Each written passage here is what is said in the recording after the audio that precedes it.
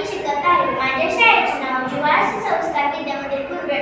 मी आज तुम्हाला doctor APJ Abdul Kalam यांच्याबद्दल भाषण सादर करणार आहे. तुम्हाला सूर्यासारखं चमकायचं असेल तर आधी सूर्यासारखे तळपाय तयार ठेवा. तुम्हाला सूर्यासारखं चमकायचं असेल तर आधी सूर्यासारखे तळपाय तयार ठेवा.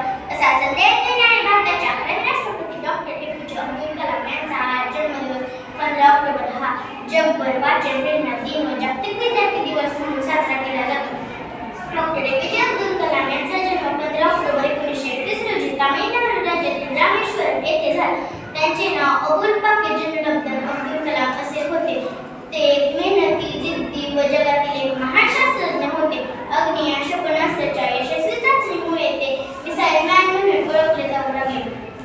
स्वप्ने ते सत्यात उतरवण्यासाठी स्वप्ने पाहणे आवश्यक आहे. स्वप्ने ते सत्यात उतरवण्यासाठी स्वप्ने पाहणे आवश्यक आहे असे डॉक्टर APJ अब्दुल कलाम नेहमी म्हणत असत. अंगी असलेल्या शक्तीचा व सामर्थ्याचा पूर्ण उपयोग केला पाहिजे. डॉक्टर APJ अब्दुल कलाम हे युवा पिढीसाठी चालते बोलते विद्यापीठ होते. त्यांचे प्रेरणास्थान एक चांगले पुस्तक व मित्राबद्दल सांगताना ते नेहमी म्हणत असत, एक चांगले पुस्तक, एक चांगले पुस्तक. 1000 मित्र एक असतात म्हणून एक चांगल्या पुस्तकाचे वाचन करा. डॉक्टर APJ अब्दुल कलाम यांची बालपण अत्यंत गरीब परिस्थितीत संघर्षमय वातावरणात गेली, तरीही त्यांनी जिद्द सोडली नाही. माणसाच्या आयुष्यातील संकटे ही यशाचा आनंद घेण्यासाठी असतात असे ते म्हणतात.